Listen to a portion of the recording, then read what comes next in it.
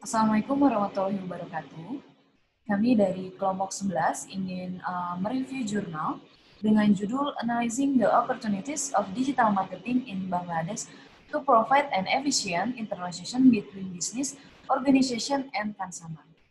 Jurnal ini dibuat oleh Farzan Akbar, Zayed Asalihin, Abdul Kalam Azad, dan juga Sultana Juhan Soyoti.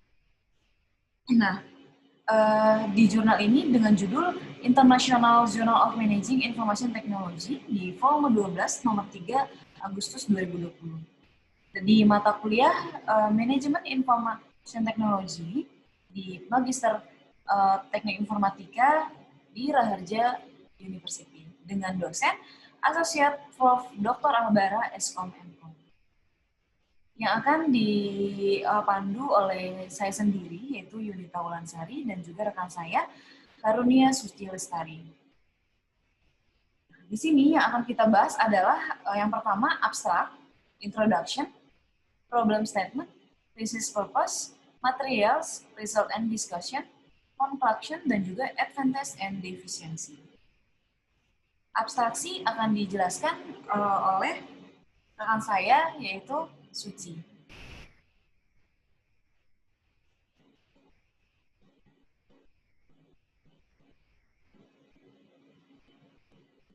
Silakan Suci. Baik, di sini dalam abstrak dijelaskan tentang ide pemasaran baru-baru ini yang digital yang menjadi cara paling efektif untuk membangun hubungan bisnis antara pelanggan dengan pembisnis dengan yang data prioritas jangka panjang. Hal yang memperhatikan adalah bagaimana konvergensi ini dari negara berkembang simultaneous. Di makalah ini, dampak penguasaan digital terhadap keterlibatan pelanggan dengan produk dan merek diselidiki menggunakan metode penelitian deskriptif dan didasarkan pada survei yang disurvei dengan mahasiswa-mahasiswa di salah satu universitas Bangladesh. Penelitian ini mencoba menemukan bentuk pemasaran digital yang paling efektif di Bangladesh dengan mengambil tanggapan menggunakan keuntungan dari sampel yang digunakan sebagai data.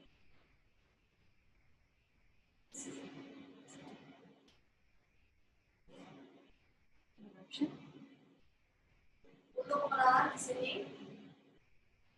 dunia terus berubah dan persepsi tentang jarak dan waktu dipengaruhi olehnya. Seluruh dunia sekarang secara virtual berhubung di mana akses ke internet dan hanya dengan beberapa klik sudah cukup berkomunikasi dengan siapapun. Kemudian, internet dan belanja online telah menggunakan cakrawala pemasaran yang sekali dan strategi yang berkembang dan berbagai. Domain pemasaran baru ini dibangun di atas arena internet yang penuh dengan alat promosi yang terakhir dan nyaman secara memiliki pemasaran basis dari media. Tidak hanya persepsi jarak dan waktu, tetapi juga ekspektasi dan perilaku pelanggan telah berubah sejak itu. Kemudian saya membahas pernyataan masalah atau problem statement. Konsumen di seluruh dunia sensitif terhadap harga, tetapi konsumsi mereka hanya didorong oleh faktor harga saja.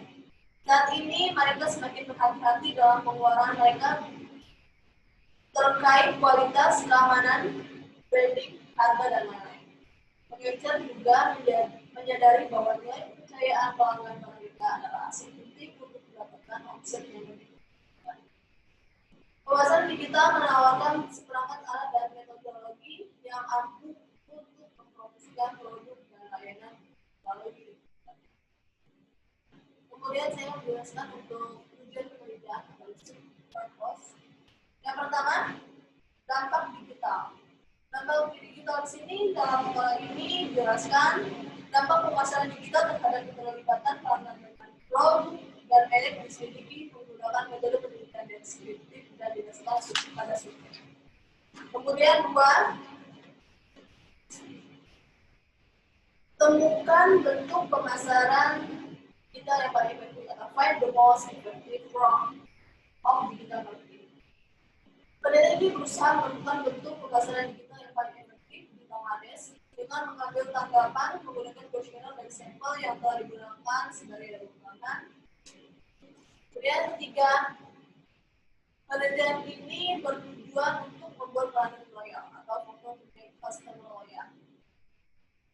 Penelitian ini bertujuan untuk menemukan faktor-faktor yang berbeda sebagai background untuk membuat pelanggan setia pada merek dan memiliki sikap positif terhadap merek. Keempat, digital marketing in relationship marketing atau pemasaran digital dalam pemasaran hubungan. Di sini menjelaskan tentang perbedaan pemasaran tradisional dan pemasaran digital dan perubahan yang dibawa oleh pemasaran digital dalam pemasaran hubungan. Ya, selanjutnya akan dijelaskan oleh. Oke, terima kasih Suci. Selanjutnya adalah mengenai literatur review ya. Di sini materialnya di sini menjelaskan mengenai yang pertama literatur review, di mana mengenai penggunaan digital marketing yang berkembang pesat di seluruh dunia. Beberapa studi berbasis survei telah dilakukan baik dalam konteks lokal maupun global untuk menyelidiki dampak pemasaran digital terhadap konsumen dan untuk mengidentifikasi cara paling efektif untuk menciptakan dan meningkatkan ekuitas merek. Nah, di sini yaitu menggunakan yang kedua adalah use of Google Form.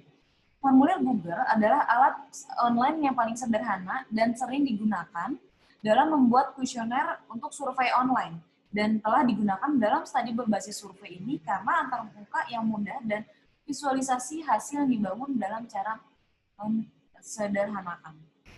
Lalu yang ketiga ada question categorization. Nah, di sini kuesioner yang dirancang untuk penelitian ini dikategorikan berdasarkan faktor tertentu yang ingin direfleksikan oleh target pertanyaan tertentu. Jadi memang untuk saat ini untuk metode-metode survei yang paling mudah adalah menggunakan Google Form. Karena memang Google Form ini yang kita tahu free pembuatannya dan sangat mudah sekali membuatnya dan dari segi konsumer pun untuk mengisi dari Google Form pun juga mereka bisa jelas gitu ya, lebih mudah dipahami. Lalu yang berikutnya adalah hasil dan juga diskusi. Di sini untuk hasil dan diskusi ada beberapa faktor yang berdasarkan tanggapan dari kuesioner sendiri, sejumlah grafik telah dihasilkan oleh alat formulir Google dan juga grafik yang dihasilkan dan dianalisis dalam subbagian berdasarkan tanggapan dari kuesioner. Sejumlah grafik telah dihasilkan oleh alat formulir Google dan grafik yang dihasilkan dengan 17 pertanyaan antara lain dari faktor demografi, klarifikasi responden, loyalitas responden, lalu ada loyalitas terhadap belanja online, niat, kepuasan, kualitas yang disarankan, harga yang disarankan, resiko yang disarankan, dan juga faktor terkait merek dan pemasaran. Nah, yang pertama ini dari yang hasil dan diskusi yaitu adalah faktor demografi.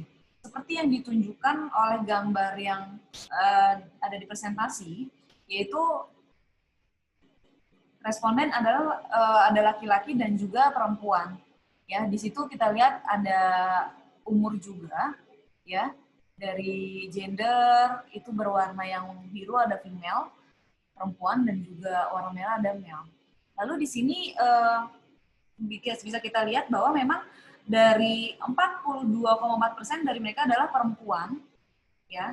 Jadi kita bisa melihat pelanggan yang membeli itu mayoritas dari laki-laki atau perempuan sih gitu kan ya. Nah, di sini kita bisa lihat rata-rata umurnya pun juga bisa kita pantau gitu ya. Kira-kira yang lebih sering dalam membeli belanja online itu dari umur berapa sih? Dan kita bisa lihat di sini sekitar 95,2% yang telah mensurvei melakukan pembelanjaan online yaitu dari umur 18 sampai dengan 25 tahun. Gitu. Bahkan di situ yang di bawah 18 tahun, bahkan yang di atas umur 50 tahun, itu sangat sedikit sekali. Lalu untuk dari klarifikasi responden sendiri, di sini kita bisa lihat ada how few knowledge about the use of internet. Nah, di sini kita juga bisa lihat ya keakraban dengan internet dengan pengalaman belanja online. Tingginya persentase literasi untuk penggunaan internet ini tidak menjamin memang bahwa mereka juga berpengalaman dalam belanja online. Jadi bukan berarti kita paham mengenai internet, paham juga mengenai pembelanjaan online seperti itu. Jadi bukan berarti kita mendeskripsikan yang mengerti internet pasti jago pembelajaran online, itu enggak juga. Nah, seperti itu. Jadi kita di sini membuat dari si yang membuat jurnal membuat survei seperti ini menjelaskan apakah Anda memiliki pengetahuan tentang internet, kira-kira berapa besar nih gitu. Nah, di sini di gambar yang ketiga menjelaskan bahwa sekitar 32,1 dari mereka memiliki pengetahuan yang sangat baik tentang internet.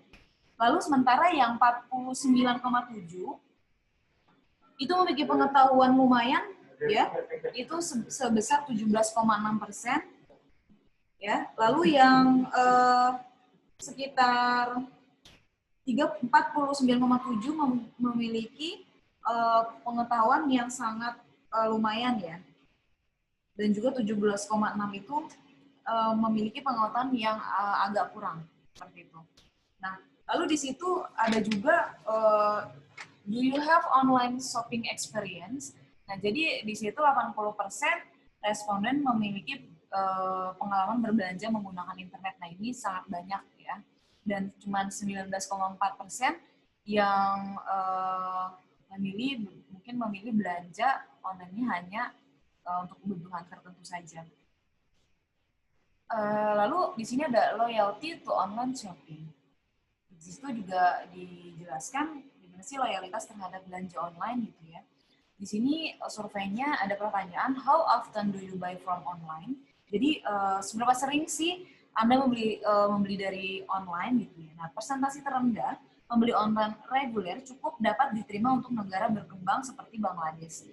Tetapi tumbuh sangat cepat karena penggunaan internet memiliki pertumbuhan yang sangat cepat juga di daerah Bangladesh ini. Gitu ya. Jadi di sini memang ada sekitar 69,1% itu kadang-kadang membeli belanja online. Gitu ya. Jadi di sini yang selalu membeli belanja online sangat sedikit. Gitu. Jadi nggak semuanya memang selalu dibeli secara online gitu ya, karena memang ada kebutuhan tertentu yang membeli harus secara offline. Lalu attention ya dari niat. Di sini ada 2 pertanyaan, kuesionernya ada what make you decide to buy from online? Jadi apakah yang membuat Anda nih untuk memutuskan dari membeli belanja online? Jadi biasanya kira-kira kita kenapa ya harus membeli belanja online gitu? Pasti kan ada alasan-alasan tersendiri ya. Entah itu di kuesioner ini ada apakah harganya lebih murah gitu ya, atau nggak perlu makan banyak waktu, harus ke tempat offline-nya, ke mall dan sebagainya gitu kan. Nah, di sini konsumen biasanya berniat memang untuk membeli produk ketika mereka berpikir ada hubungan kualitas harga yang tepat. Itu yang tadi saya jelaskan, dia lebih murah ya. Dari tanggapan survei ini terlihat bahwa 52,7 responden membeli dari online karena ketersediaan berbagai pilihan. Nah, biasanya kadang-kadang memang kalau kita beli online ya seperti di marketplace yang saat ini gitu ya, e-commerce saat ini kan kita tinggal searching aja. Apa yang kita butuhkan pasti langsung keluar gitu kan. Lalu 27,9% untuk kualitas yang dapat diterima. 6,1 untuk harga yang rendah, gitu ya, low price ya. Lalu 13,3 responden telah mengatakan bahwa mereka tidak yakin tentang pembelanjaan online. Dan mewakili mereka yang tidak terbiasa dengan belanja online, persentase paling sedikit responden telah memiliki harga yang terendah. Seperti itu. Lalu di kuesioner yang kedua, di sini pertanyaannya ada how much time do you spend to take purchase of any products? Di Jadi berapa banyak sih waktu yang Anda habiskan untuk membeli produk apapun gitu ya, untuk membeli produk secara online gitu. Nah, waktu adalah faktor penting dalam kasus pemasaran digital. Jumlah waktu yang diperlukan untuk membeli produk memberikan informasi lebih lanjut tentang intensitas saat membeli produk. Orang yang menghabiskan lebih banyak waktu jelas lebih peduli untuk membeli produk terbaik dengan harga serendah mungkin. Ini juga menunjukkan kepada pemasar bahwa berapa lama iklan dapat ditoleransi oleh pelanggan. Nah, jadi di sini kita bisa lihat juga ya, kayak mungkin pengalaman pribadi ya. Kadang-kadang kita suka ngerasa nggak sih pada saat kita belanja misalnya ya di e-commerce sekarang seperti kayak ada Shopee, Lazada, Tokopedia, kadang kita selalu membandingkan antara satu aplikasi dengan aplikasi yang lain untuk mencari harga yang terendah, tapi tetap kualitas kita unggulkan gitu. Nah itu kita biasanya pada saat sebelum check out kita selalu membandingkan harga dan juga kualitas. Biasanya kualitas kita lihat dari review seperti itu. Nah lanjut yang berikutnya adalah kepuasan ya. Nah, di sini dari kuesionernya, pertanyaannya, I feel satisfied buying online product. Nah, jadi gimana sih saya bisa merasa puas dalam membeli produk online gitu. Nah, biasanya konsumen agak puas membeli produk online berdasarkan respon yang sudah dibuat oleh peneliti ini. Ada sekitar 45,5% responden, sementara yang sangat puas adalah cuman sekitar 12,1 gitu. Dari teori kepuasan ini adalah pengalaman sebelumnya atau akumulasi pengalaman dari waktu ke waktu yang membuat seorang puas atau tidak puas tentang produk tertentu dari merek tertentu yang berbelanja online. Hasil menunjukkan proporsi pembeli yang cukup besar memberikan penilaian positif yang dievaluasi pada produk berdasarkan pengalaman mereka. Berbeda dengan hanya 10,9% pembeli yang tidak puas, sisanya 31,5% berpikir bahwa mereka tidak puas atau tidak puas gitu. Dan di sini kita bisa lihat bahwa di Bangladesh ini yang puas dalam melakukan pembelajaran online hanya sedikit, sekitar 12,1%. Lalu di sini ada kualitas yang disarankan. Nah, di sini ada pertanyaan dari kuesionernya, do you think quality of low price product will not be guaranteed? Nah, di sini apakah Anda berpikir kualitas harga yang murah menjamin produk akan bagus juga gitu? Nah, pertanyaan ini merumuskan tentang bagaimana hubungan antar produk dengan produk harga rendah dan reputasi pengecer mempengaruhi harga produk yang dirasakan gitu. Jadi intinya meskipun harganya murah gitu ya di online, tapi kita bisa tahu juga produk itu tuh tetap bagus gitu loh. Setelah menemukan tanggapan dari sampel di sini terlihat bahwa 75,2% sangat setuju, 18,8% ya, dan 5,4% agak setuju. Gitu. Nah, merasa pengecer terkenal dapat dipercaya untuk membeli produk harga rendah. Sisa responden tidak demikian. Gitu. Nah, kita bisa lihat di sini, ya. Nah, biasanya memang kita ketahui kalau misalnya produk itu dengan harga murah gitu ya, dan kita bisa mengetahui kualitas dari produk itu seperti apa. Seperti contohnya kayak di Shopee, pada saat kita memilih produk dengan harga murah, kita bisa tahu nih gimana produk itu bagus, dilihat dari review atau ulasan. Bintang berapa? Misalnya, oh dia selalu mendapatkan bintang 5. Nah, bahkan di situ ada fotonya, ada komentarnya. Nah, situ kita bisa meyakinkan diri kita bahwa meskipun harga murah, kualitas tetap terjamin. Seperti itu. Sorry, di sini ada kesalahan slide-nya.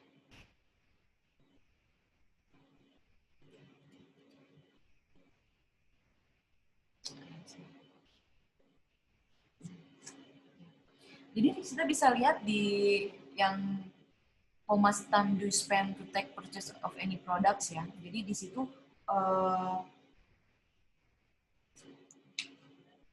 7,8,2% di situ apa namanya?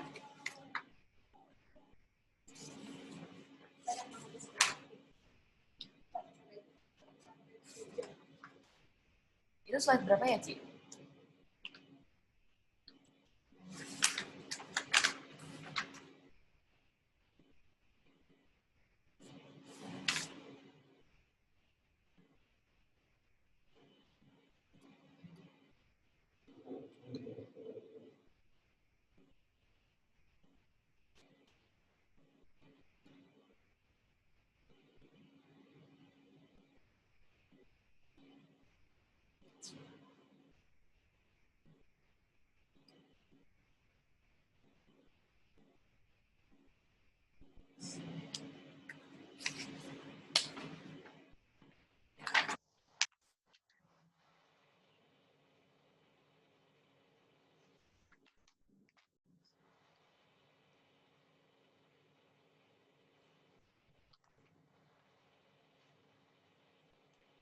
Udah tadi ya?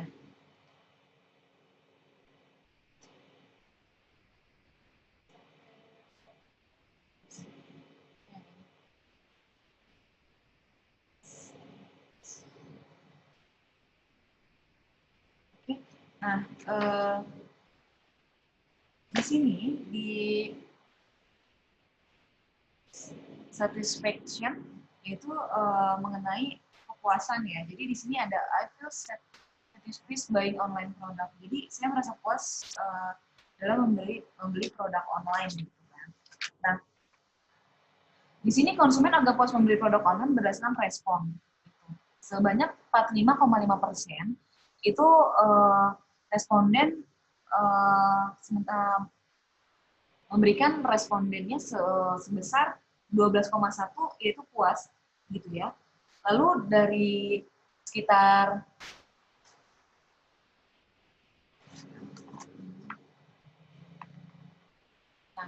sekitar 3,15% itu dia sisanya adalah berpikir bahwa mereka antara tidak puas atau puas seperti itu.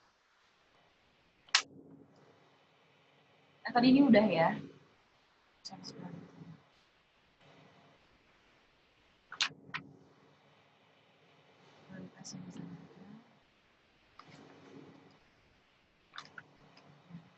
Lalu di sini ada perceived price, itu is trustworthy to buy low price product from well-known retailers. Jadi terpercaya untuk membeli produk harga murah dengan pengecer terkenal. Nah, jadi di sini memang respon dari keseluruhan dari pertanyaan ini menggambarkan bahwa reputasi retail memiliki pengaruh signifikan pada pengambilan keputusan konsumen ketika mereka membeli produk. Nah, konsumen mayoritas cenderung memegang sikap positif terhadap produk harga rendah, asalkan disediakan oleh pengecer terkenal. Konsumen menafsirkan merek dari perspektif organisasi dan mempertimbangkan organisasi secara keseluruhan, termasuk orang, nilai, program, dan lain-lain. Mereka yang terletak di belakang merek produk, itu berarti pengecer juga dapat memainkan peran penting dalam membuat hubungan merek pelanggan. Percayaan pelanggan adalah salah satu aspek terpenting bagi perusahaan. Nah, jadi biasanya yaitu tadi kita melihat dari belanja online yang seperti kayak sekarang e-commerce sekarang ya, seperti Shopee, Tokopedia, dan juga Lazada, kita bisa melihat dengan harga murah biasanya kita bisa lihat nih pengikut dia berapa sih, ada berapa banyak. Nah, biasanya kalau untuk di Shopee sendiri kita bisa melihat bintangnya, pengikutnya dia berapa, respon chat balasnya berapa bintangnya juga. Kita bisa melihat nilai-nilai seperti itu dari ulasan juga. Komentar dari yang pembeli, ulasan-ulasan gitu ya. Seperti itu. Lalu di sini ada resiko yang disarankan. Di sini ada kuesioner, do you think online marketing have any drawbacks? Gitu. Apakah Anda berpikir pemasaran online memiliki kekurangan? Gitu ya. Terlihat dari gambar yang di sini, yang pertama, itu bahwa presentasi responden yang tinggi mengatakan bahwa marketing online memiliki kekurangan, yaitu 8,67%. Dan 13,3% itu telah mengatakan bahwa mereka tidak menemukan kekurangan. Jadi memang di sini masih banyak ya yang menemukan kekurangannya. Lalu di sini, if yes, what the reason? Jika iya, apa alasannya nih? Nah, menurut tanggapan, keamanan dan kekurangan kontak tatap muka adalah kekurangannya. Yaitu dia tadi, karena online, ya kita kontak langsung dengan penjualnya hanya by chat aja gitu. Kita tidak bisa nego secara langsung, nggak bisa ngeliat barang secara langsung, seperti itu. Nah, untuk secara khusus yang 3,54% di sini, ya, responden memiliki keamanan sebagai kekurangan. Sementara 34,7% memiliki kurangnya komunikasi tatap muka. 17,4% menanggapi bahwa mereka terlalu banyak ketergantungan pada teknologi membuat mereka merasa tidak nyaman dengan belanja online. Oke, lalu yang berikutnya ada brand and marketing related factor. Di sini ada 3 kuesioner, yaitu ada do you like advertising? Apakah Anda suka iklan? Gitu. Nah, jelas niat mereka saat bermain di internet itu untuk tidak melihat iklan pastinya ya. Biasanya kan kadang-kadang kalau kita membuka internet, kita mau butuh Google atau mungkin butuh ya tadi bisa melihat kayak mau booking hotel atau misalnya kita mau buka hal-hal yang lain lah website. Tapi kadang kita suka ngerasa nggak, kita misalnya buka Google, buka website tertentu, tapi kita di situ melihat iklan-iklan dari belanja online. Misalnya kayak saya sendiri merasakan kadang-kadang muncul Lazada, Hijab Benka, terus ada Zalora, kadang-kadang muncul di web-web tertentu. Nah itu dia, kadang-kadang dari situs-situs tertentu mengeluarkan iklan di website tertentu juga yang mungkin banyak dibuka oleh orang. Nah, di sini ada what mode of advertising influence you to buy any product. Jadi model iklan apa sih yang mempengaruhi Anda untuk membeli produk gitu. Nah, jadi biasanya kita biasanya melihat iklan-iklan itu dari mana nih gitu. Nah, responden ini diminta untuk menunjukkan bentuk iklan yang sebagian besar mempengaruhi keputusan untuk mereka membeli suatu produk gitu ya. Tujuannya adalah untuk menentukan hubungan antara iklan dengan internet dan keputusan si pembeli. Nah, jumlah responden tertinggi yaitu 45,5% mengatakan bahwa mereka dipengaruhi oleh untuk membeli produk berdasarkan informasi yang disediakan oleh media sosial, blog, forum, situs di jaring sosial. Gitu ya. Nah, 2,61% itu responden dipengaruhi oleh iklan online di platform lain yang seperti tadi saya bilang, yaitu di situs-situs web, dan ada juga di game. Nah, biasanya mungkin buat para kaum laki-laki nih, ya, biasanya kadang-kadang kalau misalnya main game, yaitu kayak biasanya nih, mungkin yang sekarang lagi ngetren banget, Mobile Legends ya. Biasanya kalau lagi main Mobile Legends banyak banget tuh iklan-iklan di situ, di dalamnya. Yang bisa kita klik gitu kan. Lalu ada 17,6% dipengaruhi oleh teman atau kerabat gitu. 6,1% dipengaruhi oleh iklan TV, sisanya 4,7% dipengaruhi oleh surat kabar dan majalah. Nah, kenapa 4,7% sangat sedikit ya? Karena memang sangat sedikit juga sekarang orang udah banyak banget yang nggak pernah lihat majalah dan surat kabar juga, karena informasi apapun kan sekarang sudah bisa melalui internet. Gitu kan. Seperti itu. Lalu di sini ada do you respond, yaitu like, comment, and share. Nah, di yang kuesioner what mode of advertising influence you to buy any product, nah di situ biasanya memang kayak misalnya nih kita pakai Instagram, nah di situ banyak sekali kan sponsor-sponsor yang kita bisa lihat biasanya yang padahal kita nggak nge-follow nih Instagramnya, tapi mereka muncul di halaman feed Instagram kita. Nah itu dia memang sponsor-sponsor yang memang berbayar, iklan berbayar yang memang yang meskipun nggak follow kita bisa melihat seperti itu. Kayak di Facebook pun juga banyak, di Twitter pun juga banyak. Jadi terkadang pun sekarang sosial media pun juga menjadi ajang suatu marketing juga, digital marketing. Apalagi sekarang banyak sekali yang namanya selebgram, itu influencer ya, kita bisa bilang influencer. Nah, jadi nggak mesti harus kita iklan-iklan berbayar langsung dari Instagramnya. Kadang kita juga menggunakan jasa dari influencer seperti selebgram atau artis-artis. Nah biasanya memang sekarang dari yang penjual-penjual suatu produk, biasanya mereka menjual produk dengan cara yaitu tadi menggunakan jasa influencer. Karena influencer sendiri kan sangat banyak sekali followersnya, sampai dengan puluhan juta.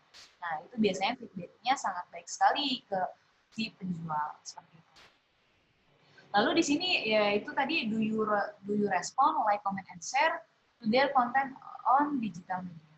Jadi, apakah Anda merespon, gitu ya, seperti komentar dan berbagi terhadap isi mereka di media digital. Misalnya nih, seperti, pasti kan kita kadang, kayak misalnya nih di Shopee kan ada penilaian-penilaian, atau kadang kita di Shopee itu suka ada yang namanya berbagi poin gitu ya. Nah, dari poin yang kita dapatkan kadang-kadang untuk mendapatkan poin yang banyak, kita harus share-share dulu nih informasi-informasi apa yang ada di Shopee ke teman-teman kita. Nah, itu salah satunya untuk menginformasikan ke teman kita bahwa ada produk yang lagi sale dan juga sebagainya.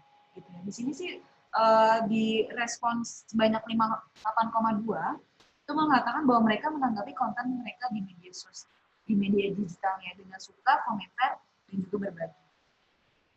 Lalu sedangkan yang 41,8 responden juga mengatakan bahwa mereka tidak menanggapi konten-konten seperti di media digitalnya ya. Jadi mengabaikan lah ibaratnya seperti itu. Jadi apa namanya, banyak sekali yang seperti Tokopedia, Lazada, Bukalapak dan sebagainya. Kadang-kadang kita ya itu tadi, kita subscribe, lalu like dan komen, lalu share gitu agar teman-teman kita pun juga tahu gitu. Mungkin lagi ada sale apa, lagi ada flash sale dan sebagainya seperti itu.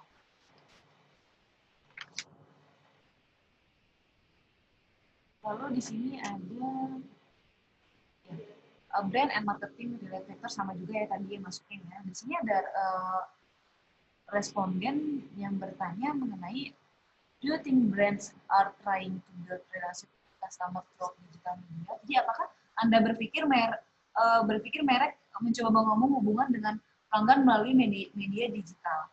Seperti yang digambarkan oleh gambar ini ya, ada sekitar 95,2% responden mengakui hal itu berhubungan dengan antar merek dan juga pelanggan ya Ci ya. Sisa 4,8% responden tidak merasa demikian. Jadi ini jelas menunjukkan bahwa platform pemasaran digital menyediakan merek saluran yang sangat luas untuk menjangkau pelanggan yang sedang diterima oleh pelanggan dengan cara positif. Lalu di sini ada which platform sought a brand use more to create relationship with the customer. Di platform mana sih harus digunakan lebih banyak merek untuk menciptakan dengan pelanggan? Di sini banyak sekali media-media, ada website, tradisional media, online forum, YouTube, sosial media. Nah, di sini memang kita ketahui untuk yang tradisional media kayak televisi dan radio sekarang udah mungkin agak menurun ya, karena tertinggal dengan sosial media seperti Facebook, Twitter, Instagram, bahkan YouTube. Gitu ya. Bahkan sekarang aja YouTube sudah banyak iklannya. Kenapa? Makanya orang-orang banyak sekali yang ingin menjadi seorang YouTuber gitu kan. Karena apa? Iklannya sangat banyak. Nah, dari iklan itu tadi kan membayar dari buat YouTuber gitu kan. Nah, lalu juga sekarang yang lebih gencar banget Instagram. Mungkin untuk Facebook dan Twitter mungkin ada, tapi nggak sebanyak Instagram dan YouTube ya Ci ya. Ya sekarang kayak di Instagram, selebgram, YouTube, YouTuber gitu kan. Nah jadi dari Instagram, selebgram yaitu adalah influencer yang tadi mungkin aku jelaskan di slide sebelumnya. Jadi, nah biasanya dari customer-customer itu melihat dari sosial media itu yaitu melihat dari influencer. Misalnya pakai produk baju apa nih, gitu ya. Karena dia followersnya banyak, jadi followersnya dia banyak yang ikut membeli gitu karena iya ikut-ikut stylenya dari yang influencer ya, karena kan mereka suka dengan influencernya nih, ih bagus ya, mau beli juga gitu kan. Nah begitu pun juga mungkin di YouTube, mungkin kalau YouTube nggak beda untuk pasarnya. Kalau Instagram biasanya lebih ke penjualan produk kayak gimana ya Ci ya?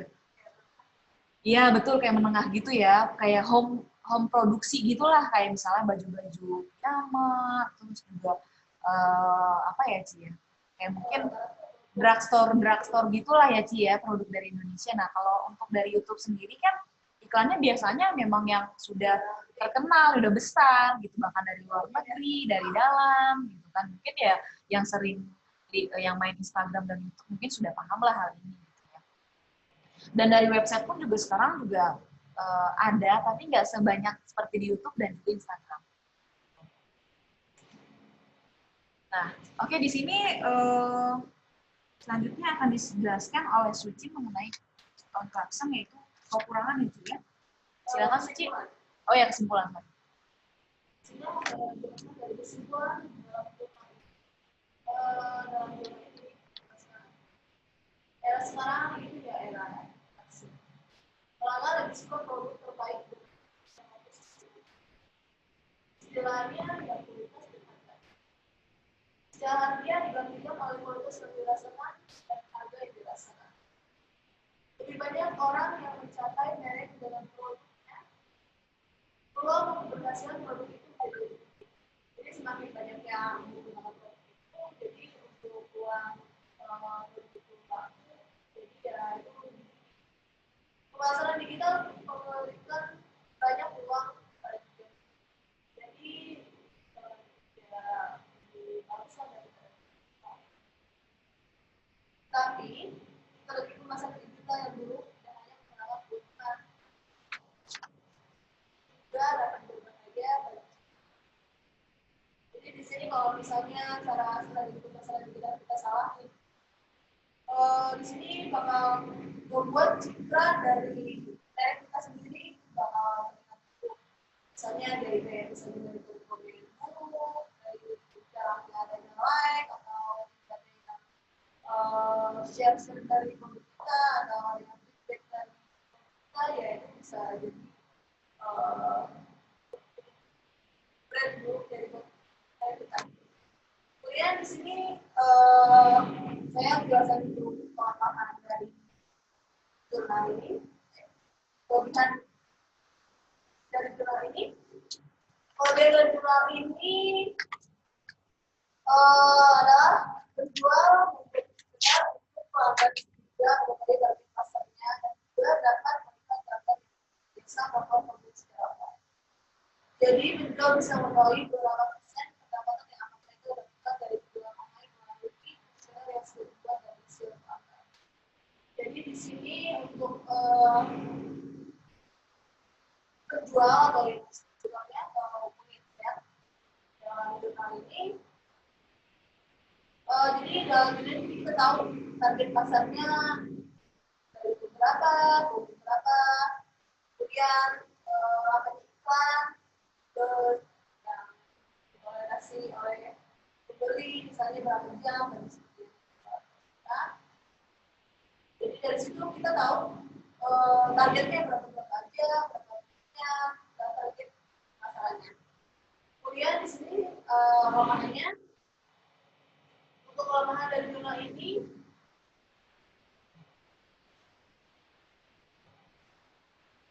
kelemahan dari jurnal ini lalu respondennya terbatas atau jadi di sini khususnya hanya diberi kepada mahasiswa sarjana saja sehingga terbatas dalam faktor usia, karena usia di bawah 18 tahun juga bisa melakukan pemeriksaan online. Jadi ya kayak sekarang udah ada anak kecil bikin akun yang buka akun Shopee ya secara online, tapi untuk ujian ini diberikan kepada mahasiswa saja. Kemudian ada total responder. Total responder di sini untuk melibatkan atau target sasaran dan prediksi-nya ada mengingat pengguna digital yang semakin berkembang di sini juga digital itu semakin harus berkembang di sini.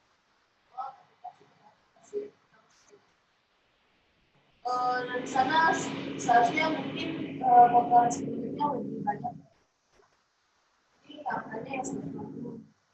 Kemudian ada faktor status kerja dan pernikahan. Biasanya faktor ini mempengaruhi keinginan dan niat konsumen untuk secara online. Faktor ini juga berpengaruh, tetapi dilakukan dengan ada kemungkinan seperti ibu rumah tangga juga susah, ada waktu keuangan saja memberi produk. Tapi dari sini karena mungkin target mahasiswa jadi kayak faktor yang lain kayak ibu rumah tangga ya juga karyawan yang sibuk dengan pekerjaannya tidak sedang untuk beri tanggapan untuk masa digital. Sekian dari kelompok kami. Kurang lebihnya mohon maaf, mungkin nanti setelah dari presentasi ini kita akan buka tanya jawab ya. Nanti jika ada pertanyaan bisa ditanyakan dari kelompok lain. Oke, segitu aja dari kelompok 11. Terima kasih. Assalamualaikum warahmatullahi wabarakatuh.